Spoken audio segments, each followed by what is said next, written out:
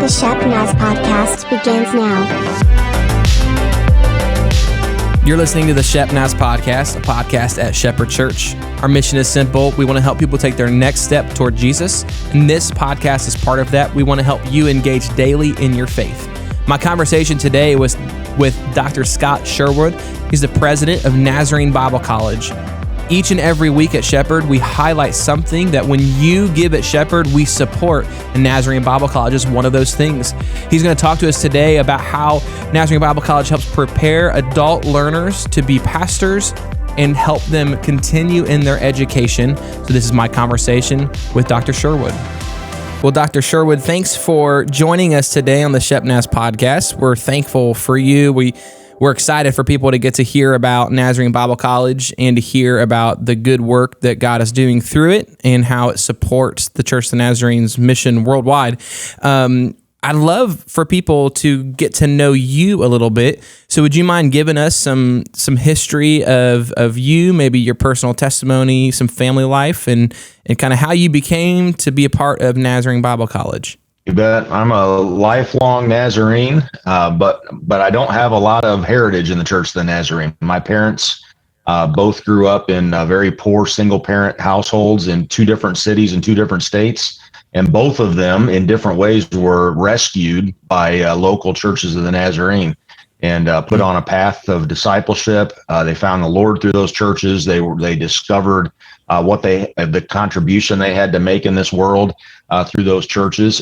Both of those churches just did heroic things to get them to Olivet, where they found each other and got married, and then raised two sons. And they raised us just extremely differently than they were raised. One time I asked my dad, how in the world did you know how to be a dad? And he said, I watched what the men in the church did, and I did what they did. And that was, so I have a strong affinity, loyalty, a huge sense of gratitude to the Church of the Nazarene. I don't go back 4, 5, 6 generations, but I'm really grateful that the church is in the business still today of reaching people who didn't start out in the church, connecting with families who are broken and lost, and frankly, kids that don't have a whole lot to offer. Because my parents have ended up offering an awful lot to the church, even though the churches that reached them initially aren't the ones that got the benefit. So that's kind of my background. I was raised in the church. I was my dad's a public school teacher, and my mom was, for the most part, a stay-at-home mom. I got saved when I was 16 at a youth camp, and I had love youth camp. I had a childhood that was. I wasn't often on the good side of adults. I was a smart mouth kid. I was a little bit rough for a church kid. And I just, I didn't have to get very old before I got to the end of myself, and was kind of desperate for something better than what I had made of my life so far. And I hit an altar on a Tuesday night at a youth camp and told the Lord, if you can do anything with me, I'll be yours. And He did. And so we've been on that path ever since. That once there was total surrender and kind of a giving up on making my own way, and a giving up on holding anything back, the Lord really took over, and here we are. That's amazing. So a little bit about your journey then after that. You've been a part of the Church of Nazarene ever since. You said you were a preacher, and so can you talk about what's led you to the point where you serve at Nazarene Bible College? Some of the stops, some of the maybe the highlights of what it looks like to serve God over the last time that you've been in. Yeah, you bet. I knew I was called to preach before I got saved, and so that's kind of weird. Oh man! But I knew if I was gonna come to Jesus, I had to say yes to that. And so I did. I ended up going to a Nazarene College to Olivet, and met. I already knew who would become my wife, Sherry Furtado, and we met at junior high camp, believe it or not. So together we served as youth pastors. Yes, right. And she didn't, he was about 8, and it was a Nazarene couple in a Nazarene church in Bloomington, Indiana, that reached out to their family. And that's how her story got started. So we've been youth pastors, itinerant evangelists, lead pastor at 2 churches. I was elected to be a district superintendent in 2012 and served there for 9 years, and then was elected at Nazarene Bible College in about 2.5 years ago, 2021. And so it's just been a journey. I still feel like I'm a pastor. I'm going to be a pastor again, a lead pastor. My favorite job ever has been associate pastor. I just absolutely love that second chair role. I love only having one person in the world to make happy at a time. And so I think before it's all said and done, I'll be a lead pastor again, and then I hope to end my ministry as an associate pastor again, right off into the sunset. Oh, I tell everybody that I love not being in charge. It's the best because you can. As long as the person in charge will listen to me and do what I say, I don't mind not being in charge. Yeah. Puppet mastering behind the scenes. Yeah, it's amazing. Yeah, that's good. November 19th is Baptism Sunday, and we already have several people who have reached out to us to let us know that they want to take that step. Are you ready to explore baptism? Visit our website's upcoming events page to learn more. That same Sunday will be Thanksgiving Sunday, and you will have a chance to hear testimonies from our Shepherd family. If you would like to submit a video testimony, visit shepnaz.org. Well, let's talk a little bit about then Nazarene Bible College, because I think a lot of people, especially here, are very familiar with, well, maybe not very, but a lot of people here are familiar with Mount Vernon Nazarene, and maybe even some of the other schools that they hear about. But I think that Nazarene Bible College sometimes flies under the radar of most people in Nazarene churches. And even for myself, when I was growing up, I grew up Nazarene, and I knew a lot about Olivet and Mount Vernon, but I didn't really know about Nazarene Bible College. Didn't really even know it was an option. And so could we talk a little bit about maybe the history of Nazarene Bible College, how it got started and the purpose of it, why we have it as well as the other universities? To prepare adults for evangelism, discipleship, and ministry to the world.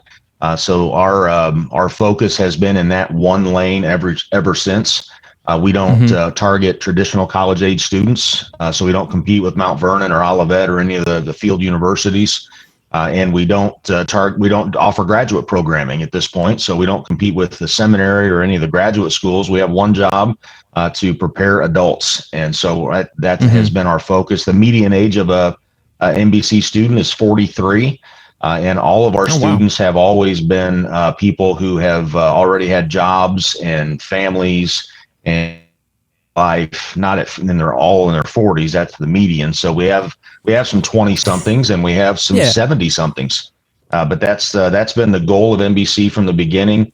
Our desire is to be a trustworthy partner to the church in preparing adults to pastor and to be the kind of pastors who are enthusiastic, effective advocates of Nazarene doctrine, ethics, and mission.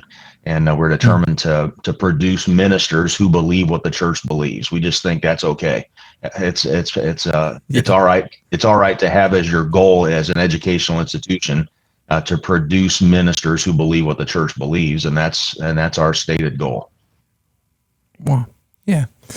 And then we know that it's maybe a non-traditional university or college in that most of your students are not on campus, but you do have a campus. Right. Yeah. And then, but because you're fully accredited, or, do you have what's the accreditation look like for Nazarene Bible College? We do not have a campus anymore. We're entirely online. Oh, okay. And so our servers are our even campus. I don't know. The campus used to be in Colorado Springs. We still have offices and servers there. Our IT team, HR, financial aid are all still in Colorado Springs. Our administrative offices are at Global Ministry Center in Lenexa, Kansas. And then our faculty are spread out all across the country. We have 128 full-time and adjunct faculty. Only about 8 of those are full-time. The rest are adjunct. And they are spread out all over the country, as are an increasing number of our staff. We are accredited by the Higher Learning Commission, and we're also accredited by the Association for Biblical Higher Education. And so that dual accreditation we are very proud of. So we're accredited by the same HLC as the regional schools, like the large state schools, and several of the Nazarene colleges have that same HLC accreditation. And then ABHE is specific to Bible colleges. All right. Awesome. Well, let's then transition a little bit and talk about student experience. And so if people were curious as to jumping into Nazarene Bible College for education or for maybe even just continued learning, what's some of the requirements for a person to be enrolled at Nazarene Bible College? All it takes is ability to do college level work and a willingness to express agreement and live by the Church of the Nazarene's essentials when it comes to doctrine and ethics.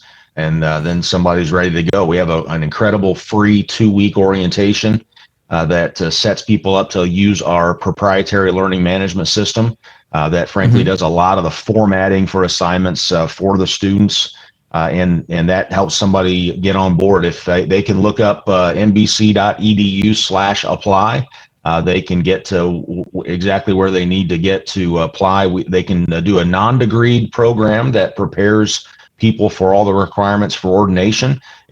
We also find that quite a few lay people engage in this program just for leadership development, for continued discipleship for them. And then our bachelor's degree in ministry has several different majors that they can. There's no massive requirements. We're not a selective enrollment school. If you're able to do college work, we can help you get started. Some of our older students aren't very computer literate, but the 2-week orientation sets them up to succeed, and then they're off to the races. Awesome. And how many students does Nazarene Bible College currently have? And I'm sure that number changes every day. Last year we had over 900 students between our 2 major programs, MPP and bachelor's degree. And we have classes starting every 7 weeks. So the classes are only 6 weeks long. Enrollment is always rolling from one term to the next. That's going to wrap up part 1 of our episode. Don't miss tomorrow. We're going to continue that conversation with Dr. Sherwood. You're not going to want to miss it. If you want to know more about Nazarene Bible College, you can find it at nbc.edu. If you have any questions or comments, you can get a hold of us, podcast@shepnaz.org. Thanks for listening. Have a great day. This podcast is a production of the Shepherd Church of the Nazarene, Gahanna, Ohio. Email to podcast@shepnaz.org and let us know what you think.